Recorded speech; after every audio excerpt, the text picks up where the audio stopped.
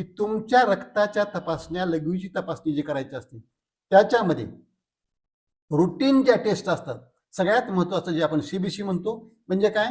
तुमचं हिमोग्लोबिन, लाल पेशी, पांढऱ्या पेशी, म्हणजे कंप्लीट ब्लड काउंट हा आला एक, साखर पाहिली पाहिजे 2, तिसरं तुमचं किडनीचं कार्य कसं चाललंय एक टेस्ट करून पाहणे,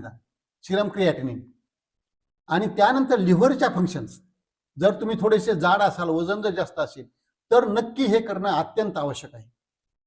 तसंच जे लिपिड्स असतात,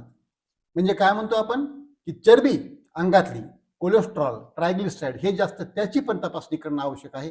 तर या तपासण्या एकदा केल्या, तुम्हाला नॉर्मल रिपोर्ट आले, मग तुम्ही वर्ष 2 वर्ष काय करू नका, या तपासण्या परत करू नका. जर एखाद्या टेस्टमध्ये कुठला दोष आला असेल तर तो करेक्ट करण्याचा प्रयत्न करा, तो दुरुस्त करण्याचा प्रयत्न करा, आणि ते काही दिवसांचं चेक करा, ते दुरुस्त झाला.